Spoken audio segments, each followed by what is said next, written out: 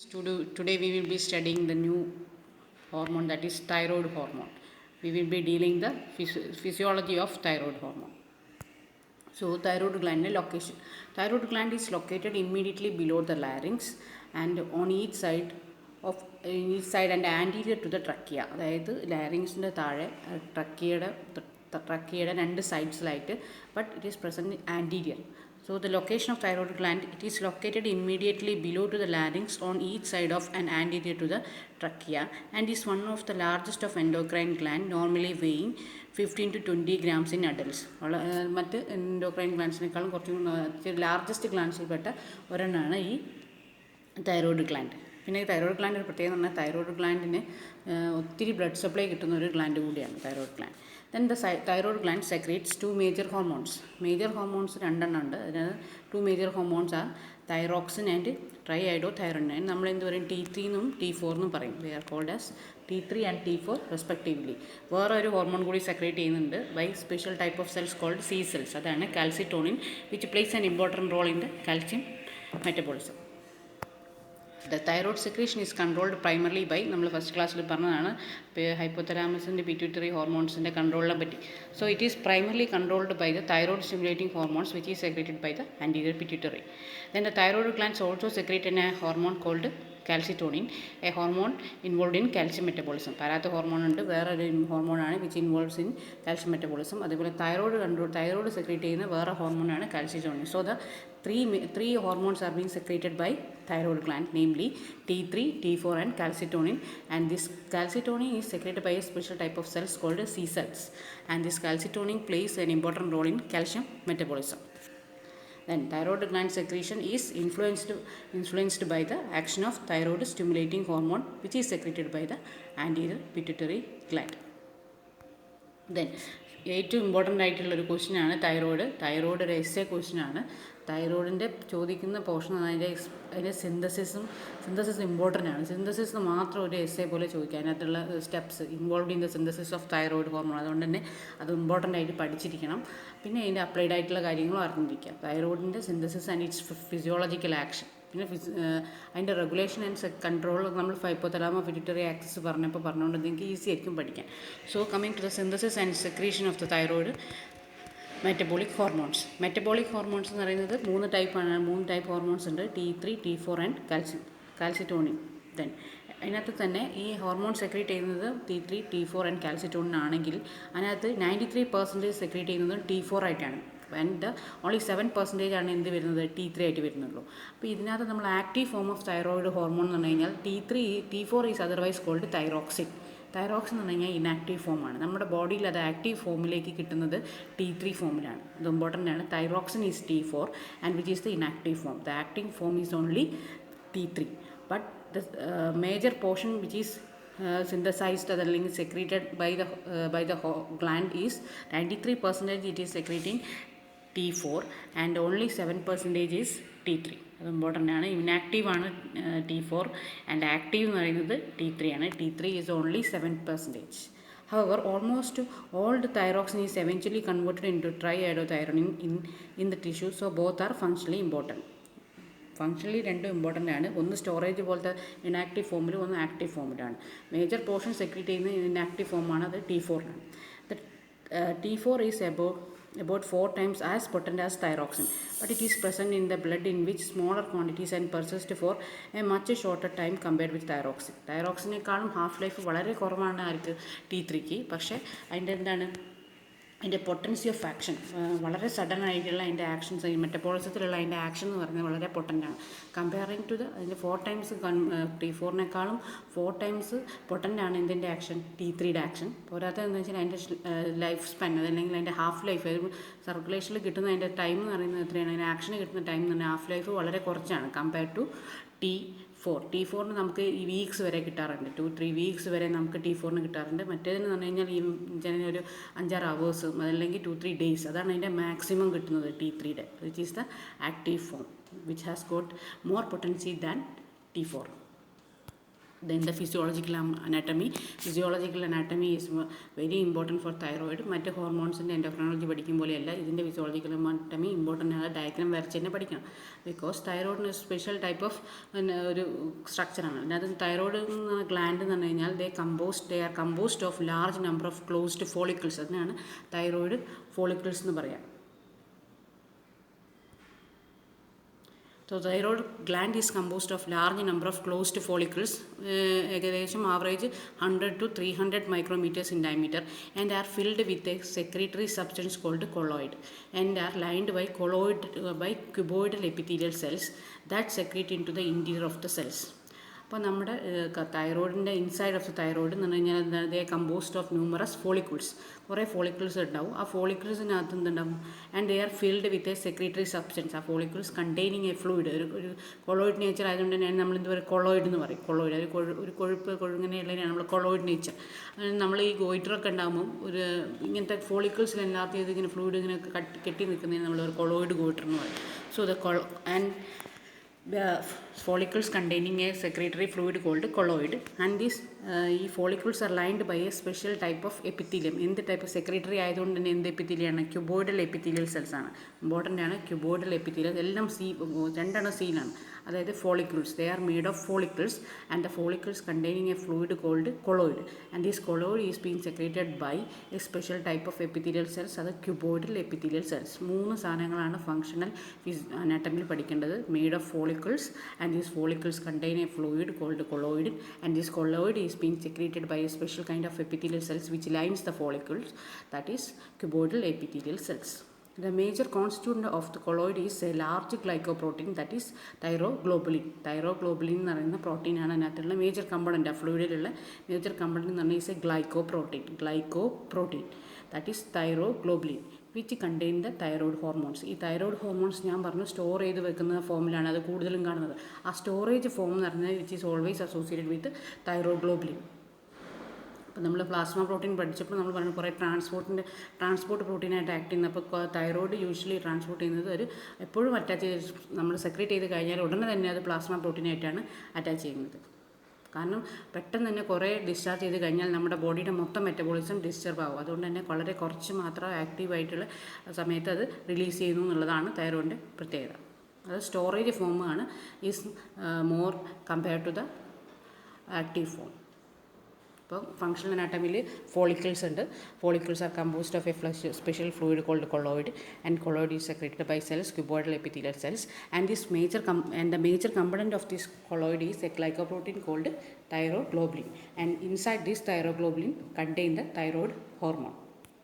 Then the thyroid gland has a blood flow about 5 times the weight of the gland. വേറെ ഇതേപോലെ വെയിറ്റിനേക്കാൾ ഒത്തിരി times blood flow കിട്ടുന്ന organ ഏതായിരുന്നു? The organ is കിഡ്നിക്ക് പറഞ്ഞിട്ടുണ്ടായിരുന്നു. അതാണ് കിഡ്നിയുടെ even venous blood looks bright red എന്നാണ്. കാരണം അതിന് ആവശ്യത്തിൽ കൂടുതൽ ഓക്സിജൻ അതിനകത്ത് കിട്ടുന്നുണ്ടെന്നുള്ളത്. അതിൻ്റെ കാരണം ഫിൽട്രേഷനാണ്. അപ്പോൾ എപ്പോഴും ബ്ലഡ് അതിനകത്ത് കൂടെ പാസ് ചെയ്യുകയും ചെയ്യുന്നുണ്ട്. അപ്പോൾ അതിനകത്ത് ഓക്സിജൻ്റെ കണ്ടൻറ്റ് കൂടുതലായിരിക്കും. Even venous blood appears bright red. So thyroid പോലെ തന്നെ അതേപോലെ തന്നെ ഒത്തിരി ബ്ലഡ് സപ്ലൈ ഉള്ള ഒരു ഓർഗനാണ്. അതുകൊണ്ട് തന്നെ തൈറോയ്ഡക്ടമി അങ്ങനത്തെ പോലത്തെ സർജറി നടക്കുന്ന സമയത്ത് ഈ ഏറ്റവും വലിയ കോംപ്ലിക്കേഷൻസ് ഉണ്ടാകുന്നത് ഈ ഹെമറേജ് പോലത്തെ കണ്ടീഷൻസാണ്. കാരണം അത്രയും വലിയൊരു ബ്ലഡ് സപ്ലൈ നമുക്ക് കൺട്രോൾ ചെയ്യാൻ പറ്റണമെന്നില്ല. അപ്പോൾ ഹെമറേജ് വരും, അങ്ങനെ അതിൻ്റെ കോംപ്ലിക്കേഷൻസ് വരും. തൈറോയ്ഡക്ടമി പോലത്തെ കോമൺ ആയിട്ട് ഈ അലോപ്പതി സിസ്റ്റത്തിൽ അവർ അഡ്വക്കേറ്റ് ചെയ്യുന്നതാണ് ഈ തൈറോയ്ഡക്ടമി. ഈ ഹൈപ്പർ തൈറോയിഡ്സ് ആണെങ്കിൽ എന്ത് ഗോയിറ്റർ കണ്ടീഷനിൽ അവർ തൈറോയ്ഡക്ടമി ചെയ്യും. അതിൻ്റെ ഏറ്റവും വലിയൊരു കോംപ്ലിക്കേഷൻ എന്ന് പറഞ്ഞു കഴിഞ്ഞാൽ എന്ന് പറഞ്ഞു കഴിഞ്ഞാൽ ഈ ഹെമറേജ് ആണ്. ഈ ഹെമറേജിൻ്റെ റീസൺ എന്ന് പറഞ്ഞു കഴിഞ്ഞാൽ ഈ thyroid gland has got the blood supply about 5 times the weight of the gland, and each minute which is blood supply as great as that of any other area of the body. ഇതിനകത്തൊരു exception പറയുന്നത് നമ്മുടെ adrenal ഗ്ലാൻഡിന് ഇതിനേക്കാൾ കൂടുതൽ supply ഉണ്ട്. Adrenal glands അതിനകത്തൊരു എക്സെപ്ഷനാണ്. ഈ thyroid ഗ്ലാൻഡിനേക്കാൾ കൂടുതൽ blood supply കിട്ടുന്ന വേറൊരു ഗ്ലാൻഡാണ് adrenal glands. Then the thyroid gland also containing C cells. അത് ഞാൻ പറഞ്ഞു മൂന്നാമത്തെ cells, they are called C cells. അത് കാൽസിറ്റോണിൻ സെക്രീറ്റ് ചെയ്തുകൊണ്ടാണ് അതിന് C cells എന്ന് പറയുന്നത്. C cells that secrete calcitonin, a hormone that contributes to the regulation of plasma calcium ion concentration. എല്ലാം C ആണ്. C cells, calcitonin and calcium metabolism. 3 സാധനങ്ങൾ ഓർത്ത് വെക്കുക. ഇതൊക്കെയാണ് C cells സെക്രീറ്റ് ചെയ്യുന്നത്. എന്താണ്? Calcitonin, and the calcitonin function in the regulation of metabolism of calcium. 3 C's. ഇതാണ് തൈറോയിഡിൻ്റെ സ്ട്രക്ചർ. അപ്പോൾ തൈറോയിഡ് നമ്മൾ കാണാൻ ഇതിനകത്ത് നിങ്ങൾക്ക് കാണാൻ പറ്റുന്നുണ്ടോ? ഓക്കെ. അപ്പം നമ്മൾ ഇതാണ് അതിൻ്റെ ഒരു സെല്ല് നമ്മൾ എടുക്കുകയാണ്, തൈറോയിഡ് ഫോളിക്കിൾസ്. ഈ follicles is filled by fluid called colloid and they are lined by epithelial cells. These are the epithelial cells. ഇതാണ് ഇത് സെക്രീറ്റ് ചെയ്യുന്നത്, കൊളോയിഡ് സെക്രീറ്റ് ചെയ്യുന്നത്. ദീസ് കൊളോയിഡ്സിൻ്റെ മെയിൻ കമ്പോണൻറ്റ് എന്ന് പറഞ്ഞു കഴിഞ്ഞാൽ എന്തായിരുന്നു? That is glycoprotein, that is thyroglobulin. ഇതാണ് ഫോളിക്കിൾസ്. ഓക്കെ. ദെൻ ഇനി നമ്മൾ എന്താണ് synthesis of thyroid hormone. Thyroid ഹോർമോണിൻ്റെ സിന്തസിസ് എന്ന് പറഞ്ഞു കഴിഞ്ഞാൽ അത് ഇമ്പോർട്ടൻ്റ് ആണ്. അത് എല്ലാവരും തന്നെ തറോ ആയിട്ട് പഠിച്ചിരിക്കേണ്ട ഒരു പോർഷനാണ് എൻഡോക്രൈനോളജി.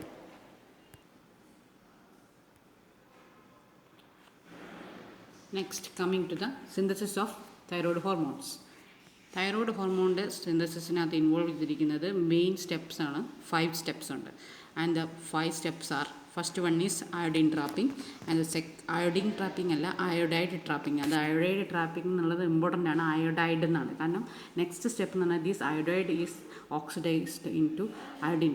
അപ്പോൾ ആ ഓക്സിഡേഷൻ കണ്ടുകൊണ്ട് തന്നെ ഇപ്പോൾ ഫസ്റ്റ് സ്റ്റെപ്പ് അയോഡിൻ ട്രാപ്പിംഗ് എന്ന് എഴുതി വെക്കരുത്. So the first step is iodide trapping and the second step is the oxidation of iodide ion. ഒരു അയണിനെ അയോഡൈഡിൻ്റെ ഇത് കളയുന്നതാണ്. അപ്പോൾ അതിനാണ് നമ്മൾ എന്ത് പറയുന്നത്? Oxidation of iodide ion. And then third step, that is നമുക്ക് ഈ തൈറോയിഡിൻ്റെ ഓർഗാനിക് മോളിക്യൂളായിട്ട് ഇത് കമ്പൈൻ ചെയ്യുന്നതുകൊണ്ട് that step is called ഓർഗാനിഫിക്കേഷൻ.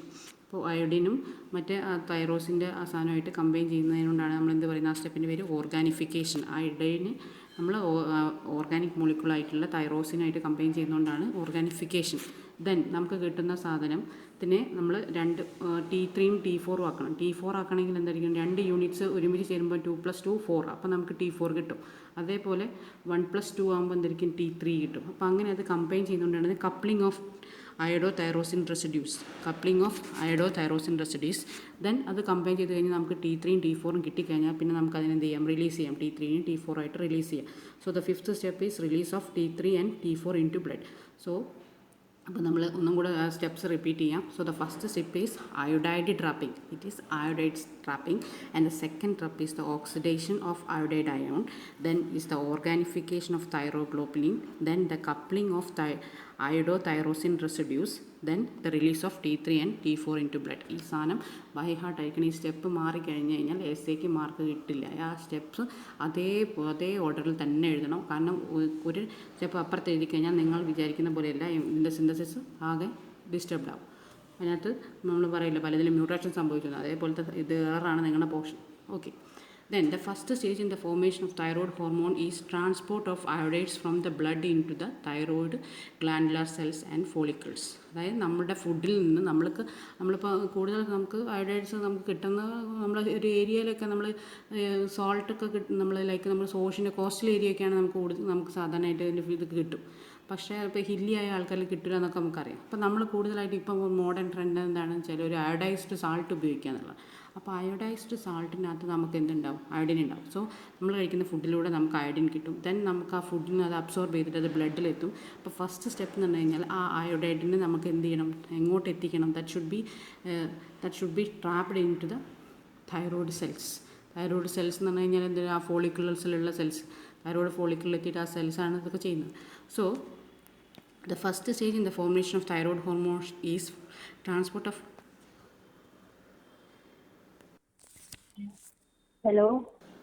Then the first stage the formation of thyroid hormone is the transport of iodide from the blood into the thyroid glandular cells and follicles.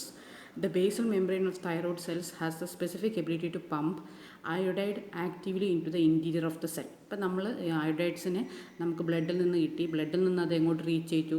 അത് thyroid ഫോളിക്കിൾസിൻ്റെ സെൽസിലെത്തി. എന്നിട്ട് ആ സെൽസിലേക്ക് എന്താണ് has the specific ability to pump the iodide actively into the interior of the cell. ആ സെല്ലിൻ്റെ ഉള്ളിലേക്ക് എത്തി.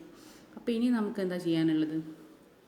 ഈ ഇത് ഉള്ളിലെത്തിക്കഴിഞ്ഞു. അപ്പോൾ ഇത് അയോഡൈഡിന് ഒറ്റയ്ക്ക് ഒരിക്കലും അയോഡിന് കയറി പോകാൻ പറ്റില്ല, അറിയാലോ.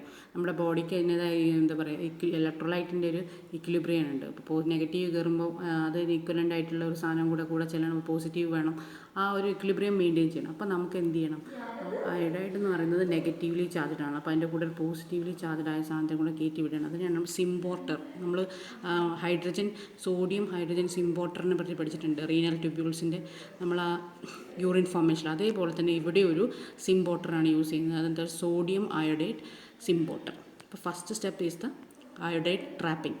Iodide trapping is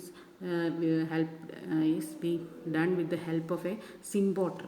That symporter is called sodium iodide symporter. Iodide എന്നുള്ള ടേമാണ് യൂസ് ചെയ്യുന്നത്, അയഡിൻ അല്ല, അയോഡൈഡ്. കാരണം അടുത്ത സ്റ്റെപ്പിൽ ഓക്സിഡൈസ് ചെയ്താലേ അത് അയഡിൻ ആവുന്നുള്ളൂ. So sodium iodide symporter. The pumping is achieved by the action of a sodium iodide symporter which co-transport one iodide ion along with 2 sodium ions. ശ്രദ്ധിക്കണം, 1 iodide ion along with 2 എന്നാൽ മാത്രമേ equilibrium attain ചെയ്യാൻ പറ്റൂ. അതുകൊണ്ടാണ് 1 iodide ion along with sodium ions across the basolateral membrane into the cell. ഇതെന്ന് പറഞ്ഞു കഴിഞ്ഞാൽ ഇതിന് എഗെയിൻസ്റ്റ് ആയിട്ടാണ് നമ്മളിത് റൺ ചെയ്തുകൊണ്ടിരിക്കുന്നത്. കാരണം സെല്ലിൻ്റെ അകത്തേക്ക് ഇതിൻ്റെ ഇലക്ട്രോ കെമിക്കൽ ഗ്രേഡിയൻറ്റിന് എഗെയിൻസ്റ്റ് ആയിട്ട് പോകുന്നതുകൊണ്ട് തന്നെ അതിനകത്ത് നമുക്ക് എനർജി ആവശ്യമാണ്. Electrochemical gradient action energy use ചെയ്യുന്നത് ഏത് എനർജിയാണ് യൂസ് ചെയ്യുന്നത് എങ്ങനെയാണ്? The energy for transporting the iodide against the concentration gradient. Concentration gradient എന്ന് പറഞ്ഞു കഴിഞ്ഞാൽ എങ്ങനെയായിരിക്കും? ഫ്രം ഹയർ കോൺസെൻട്രേഷൻ ടു സാധാരണ രീതിയിൽ from higher concentration to lower concentration. അപ്പോൾ ഇത് നമ്മൾ പോകുന്നത് ഇതിൻ്റെ എഗെയിൻസ്റ്റ് ദ കോൺസെൻട്രേഷൻ ഗ്രേഡിയൻ്റ് ആണ്. അപ്പോൾ അതുകൊണ്ട് തന്നെ അത് എനർജി കൺസ്യൂമിങ് ആണ്. എനർജി കൺസ്യൂം ചെയ്യുന്നത് ഇതിലൂടെയാണ് ഇത് സോഡിയം പൊട്ടാസ്യം ATPase പമ്പ്. ഇതും നമ്മൾ പഠിച്ചിട്ടുണ്ട് റീനൽ ട്യൂബ്യൂളിനകത്ത്, സോഡിയം പൊട്ടാസ്യം പമ്പ്. അപ്പോൾ ഇതേ സാധനം നമ്മൾ കിഡ്നിയിലുള്ള അതേപോലെ തന്നെയുള്ള അതേ സാധനം. കാരണം ഇവിടെ അയോഡൈഡാണ് യൂസ് ചെയ്യുന്നത്, മറ്റൊരു നമ്മൾ വേറെ പല സാധനങ്ങളും ഹൈഡ്രജനും മറ്റൊക്കെയാണ്. അപ്പോൾ ഇവിടെ യൂസ് ചെയ്യുന്നത് നമ്മൾ എന്തിനാണ് ട്രാൻസ്പോർട്ട് ചെയ്യുന്നത്? അയോഡൈഡാണ്. So iodide is transported along with the sodium using a symporter called sodium iodide symporter. Then the energy for this transport is being done by a pump, that is sodium potassium ATPase. Sodium potassium ATPase ആണ് energy കൊടുക്കുന്നത്. Then the pump which pumps, അപ്പോൾ എങ്ങനെയാണ് pump ചെയ്യുന്നത്? ഒരു iodine കയറുന്ന സമയത്ത് at the same time 2 സോഡിയമാണ് ഉള്ളിലേക്ക് വരുന്നത്. So which pumps the sodium out of the cell. ആ സോഡിയം പൊട്ടാസ്യം സോഡിയത്തിനെ പുറത്തേക്ക് കളയാം. And thereby establishing a lower intracellular sodium concentration and the gradient for facilitated diffusion of sodium into the cell. This process of concentrating the iodide in the cell is called iodide trapping. അപ്പോൾ important ആണ്. നമ്മൾ സിംപോർട്ടറാണ് use ചെയ്യുന്നത്, sodium iodide സിംപോർട്ടർ. അതിന് വേണ്ട energy transport ചെയ്യാൻ വേണ്ട energy കൊടുക്കുന്നത് എന്താണ്? Sodium potassium ATPase. അതിന് സോഡിയം പമ്പ് എന്ന് പറയും. ഈ sodium pump against pumps out the sodium back and establishing a low intracellular sodium concentration. Intracellular sodium concentration കുറഞ്ഞാൽ മാത്രമേ വീണ്ടും സോഡിയത്തിന് എൻട്രി കിട്ടുള്ളൂ. അതുകൊണ്ട് കയറുന്ന സോഡിയത്തിന് അപ്പം തന്നെ പുറത്തേക്ക് തള്ളിവിടുകയാണ് sodium pump using sodium pumping. This and thereby increasing the concentration of iodide inside the cell. This mechanism of increasing the concentration of iodide inside the cell is called iodide trapping. Iodide trapping. Then the rate of iodide trapping by the thyroid is influenced by several factors, the most important being the concentration of TSH, and the iodide is transported out of the thyroid cells across the apical membrane into the follicles by a chloride iodide ion counter transporter molecule called pendrin. അപ്പോൾ ഈ നമുക്ക് കിട്ടുന്ന എല്ലാ സാധനവും ഇതിനകത്ത് excess ആക്കി വെക്കാൻ പറ്റില്ല. അപ്പോൾ അയോഡൈഡിനെ ട്രാപ്പ് ചെയ്ത സാധനം മൊത്തം സെല്ലിൻ്റെ ഇൻസൈഡിൽ വെക്കാൻ പറ്റില്ല. സോ അതിനകത്തുള്ള അയോഡൈഡിനെ നമുക്ക് പുറത്തേക്ക് കളയണം. ദാറ്റ് സെറ്റ് അതിന് നമ്മൾ അക്രോസ് എന്താണ് the iodide is transported out of the thyroid cell across the apical membrane into the follicle. സെല്ലിൽ നിന്ന് പുറത്ത് അത് ഫോളിക്കിളിലോട്ട് കൊടുക്കുകയാണ്. Into the follicle by chloride iodide ion counter transporter. അതായത് അയോഡിനെ കൊടുക്കുന്ന സമയത്ത് ക്ലോറിൻ ഉള്ളിലോട്ട് വരും. അത് ട്രാൻസ്പോർട്ടർ മോളിക്യൂൾ കോൾഡ് പെൻഡ്രിൻ. അതിൻ്റെ പേരാണ് പെൻഡ്രിൻ. അപ്പോൾ നമുക്ക് അയോഡിനുള്ളിൽ കോൺസെൻട്രേഷൻ കൂടി, അപ്പോൾ നമ്മൾ എന്ത് ചെയ്യണം, അയോഡിൻ്റെ കോൺസെൻട്രേഷൻ എല്ലാത്തിനും എപ്പോഴും നമ്മുടെ സെൽസിൽ ഈക്വിലിബ്രിയം മെയിൻറ്റെയിൻ ചെയ്യണം. അപ്പോൾ കുറച്ച് അയോഡിൻ എന്ത് ചെയ്യണം, അത് സെല്ലിൽ നിന്ന് ഫോളിക്കിൾസിലേക്ക് കൊടുക്കണം. അപ്പോൾ അത് ഒന്ന് കൊടുക്കുന്ന സമയത്ത് അതേ സമയത്ത് വേറൊരെണ്ണം ഈക്വലൻ്റ് ആയിട്ടുള്ള സാധനം കയറി വരണം. അതിന് കൗണ്ടർ ട്രാൻസ്പോർട്ടർ എന്ന് പറയും. അതിനാണ് നമ്മളെന്ത് സിം ട്രാൻസ്പോർട്ട് എന്ന് പറഞ്ഞു കഴിഞ്ഞാൽ എന്താണ്, ഒരേപോലെ ട്രാൻസ്പോർട്ട് ചെയ്യുന്നത്. സോഡിയത്തിൻ്റെ കൂടെ തന്നെ അയോഡിൻ കയറി വരുന്ന സിംപോർട്ടർ എന്ന് പറയും. ഇവിടെ എന്താണ് ചെയ്യുന്നത്, കൗണ്ടർ ട്രാൻസ്പോർട്ട്. അത് ഒന്ന് കയറുന്നതിന് മറ്റൊന്ന് ഇറങ്ങിപ്പോകുന്ന അവസ്ഥ. അതായത് അയോഡിനെ പുറത്തേക്ക് കളയുന്ന സമയത്ത് ക്ലോറിനെ അകത്തേക്ക് കയറ്റി വിടുന്നതാണ്. With help of a special kind of molecule, protein molecule, അതാണ് pendrin. Then the iodine epithelial cells also secrete into the follicle thyroglobulin that contain the tyrosine amino acid to which the iodine will bind. എന്നിട്ട് ഈ thyroid epithelial cells secrete into the follicle thyroglobulin that contain the tyrosine amino acid to which the iodine will bind. ഇതിനോടാണ് ഇനി iodine bind ചെയ്യുന്നത്. അങ്ങനെ ഒരു organic component ആയിട്ടുള്ള തൈറോസിനോട്, തൈറോഗ്ലോബിൻ്റെ ഒരു പോർഷനാണ് tyrosine. That tyrosine is combining with this iodine. അപ്പോൾ അവിടെ ഒരു ഓർഗാനിക് കമ്പൗണ്ടായിട്ട് അയോഡിൻ കമ്പൈൻ ചെയ്യുന്നുണ്ട്. That step is called organification. അതാണ് അതിൽ നടക്കുന്നത്. ദെൻ ഇപ്പോൾ നമ്മൾ next, the endoplasmic reticulum and the Golgi apparatus synthesize and secrete into the follicles large glycoprotein molecule called thyroglobulin. Then each molecule of thyroglobulin contain about 70 tyrosine amino acids, and they are major substrate and combine with iodine to form thyroid hormones. Thus the thyroid hormones form within the thyroglobulin molecule. This is the thyroxine and the triiodothyronine hormones formed from the tyrosine amino acids residues. The part of thyroglobulin molecules during the synthesis of thyroid hormone and even afterwards as stored as in the follicular colloid. അതിനെ അത് synthesise ചെയ്ത് കഴിഞ്ഞാലും അത് colloid തന്നെ തൈറോഗ്ലോബുലിനായിട്ടാണ് store ചെയ്യുന്നത്. പിന്നെ അതിന് ആക്ഷൻ്റെ time വരുമ്പോൾ മാത്രമേ അത് റിലീസ് ചെയ്യുന്നുള്ളൂ. നെക്സ്റ്റ് എന്ന് പറഞ്ഞു കഴിഞ്ഞാൽ ഓക്സിഡേഷൻ ഓഫ് നമ്മൾ പറഞ്ഞു. അപ്പോൾ നമ്മൾ അയോഡൈഡ് ട്രാപ്പിംഗ് കഴിഞ്ഞു. അയോഡൈഡ് ട്രാപ്പിംഗ് കഴിഞ്ഞിട്ട് the first essential step of formation of thyroid hormone is conversion of. അതിനകത്ത് ആക്റ്റീവ് സ്റ്റെപ്പ് എന്ന് പറഞ്ഞു കഴിഞ്ഞാൽ അടുത്ത സ്റ്റെപ്പാണ്. ഇത് നമ്മൾ അയോഡിൻ ട്രാപ്പ് ചെയ്ത നെക്സ്റ്റ് സ്റ്റെപ്പ് എന്ന് പറഞ്ഞു കഴിഞ്ഞാൽ അയോഡൈഡിനെ കൺവേർട്ട് ചെയ്തിട്ട് അതിനെ ഓക്സിഡൈസ് ചെയ്തെടുക്കണം. ഓക്സിഡൈസ്ഡ് ഫോം ഓഫ് അയോഡിനിലേക്ക് ആക്കണം. എന്നാൽ മാത്രമേ നമുക്ക് എന്തായാലും തൈറോഗ്ലോബുലിനായിട്ട് കമ്പയർ ചെയ്യാൻ പറ്റുള്ളൂ. അപ്പോൾ first step involve in the formation of tyrosine hormone is formation of iodide ions to an oxidized iodide ions ആണ് കേട്ടോ, to an oxidized form of iodine, which is then capable of combining directly to the amino acid tyrosine. എന്നാൽ മാത്രമേ അത് amino acid പോർഷനായിട്ട് combine ചെയ്യാൻ പറ്റുള്ളൂ. ആ പോർഷനായിട്ട് combine ചെയ്യുന്ന ആ മെത്തേഡിന്, ആ സ്റ്റെപ്പിന് നമ്മൾ ഓർഗാനിഫിക്കേഷൻ എന്ന് പറയും. The oxidation of iodine is promoted by the enzyme peroxidase. Peroxidase എന്ന് പറഞ്ഞ എൻസൈം ഉണ്ടെങ്കിൽ മാത്രമേ നമ്മൾ എത്ര അയോഡൈസ്ഡ് സാൾട്ട് കഴിച്ചിട്ടും കാര്യമില്ല, നമുക്ക് തൈറോയ്ഡ് ഹോർമോൺസ് സെക്രീറ്റ് ചെയ്യാൻ പറ്റണമെന്നില്ല in the absence of peroxidase. അപ്പോൾ നമ്മുടെ ബോഡിയിൽ നമ്മുടെ ഇതിലുണ്ടാകുന്ന ഹൈപ്പോതൈറോയിഡിസിൻ്റെ പല സ്ത്രീകളിൽ കോമൺ ആയിട്ട് ഒരു ആഷിമോട്ടോസ് തൈറോയിഡ്, അങ്ങനെ പല ഓട്ടോഇമ്മ്യൂൺ ഡിസീസിനും വരുന്ന ഡെഫിഷ്യൻസി എന്ന് പറഞ്ഞു കഴിഞ്ഞാൽ അവരിൽ കൂടുതലായിട്ട് നമ്മൾ അയോഡൈസ്ഡ് സാൾട്ട് അഡ്മിനിസ്റ്റർ ചെയ്തിട്ട് കാര്യമില്ല. അവരുടെ പ്രോബ്ലം എന്താണ്, അവർക്കിത് ഈ കിട്ടുന്ന അയോഡൈഡിനെ അതിൻ്റെ ഓക്സിഡൈസ്ഡ് ഫോമിലേക്ക് മാറ്റാൻ which can combine with the organic molecule that is tyrosine. അതിന് പറ്റില്ല, because there is absence of the enzyme called peroxidase. Most important ആയിട്ടുള്ള എൻസൈം എന്ന് പറയുന്നത് നമ്മൾ ഈ തൈറോയ്ഡ് സിന്തസിസിൽ വരുന്നത് എന്ന് പറഞ്ഞാൽ പെറോക്സിഡൈസ് ആണ്. Peroxidase which is then capable of combining directly with the amino acid tyrosine, and this oxidation of iodine is promoted by an enzyme called peroxidase. മറന്നു പോയത് മോസ്റ്റ് ഇമ്പോർട്ടൻ്റ് എൻസൈം ആണ് പെറോക്സിഡൈസ്.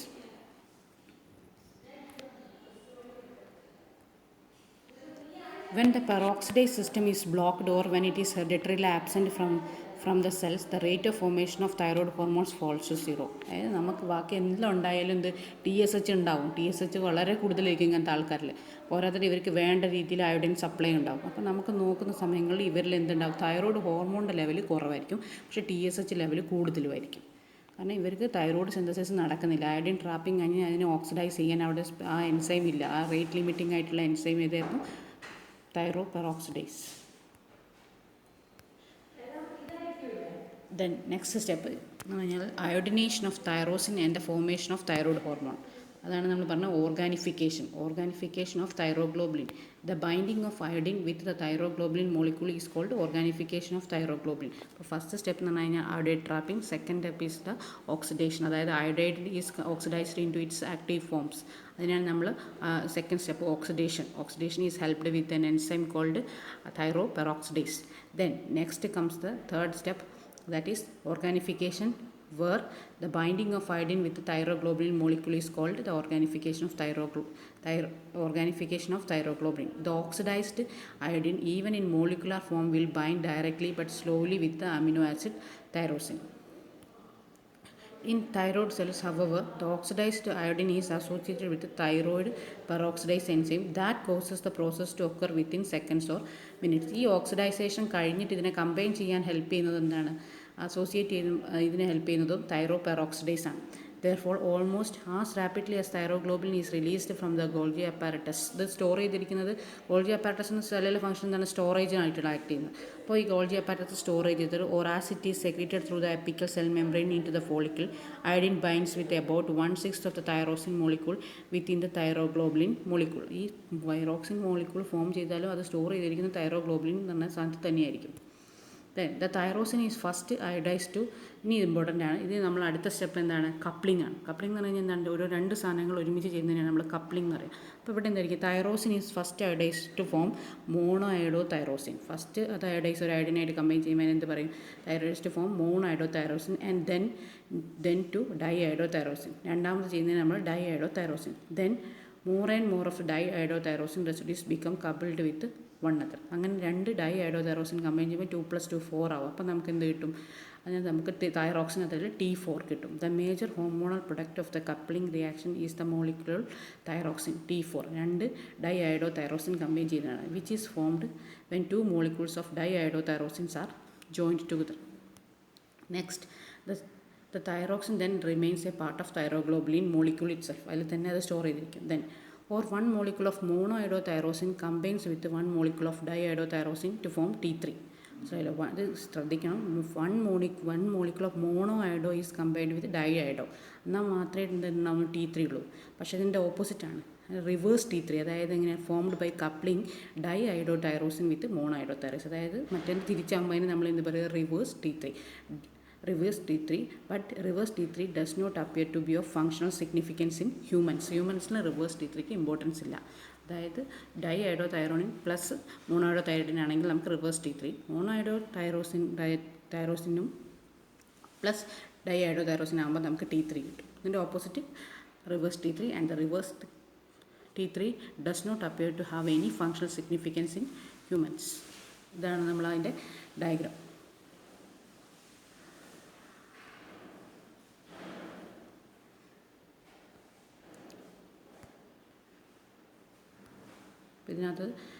ഇതിനകത്ത് നമുക്ക് കാണാം അയോഡിനേഷൻ. അയോഡിൻ വന്നു,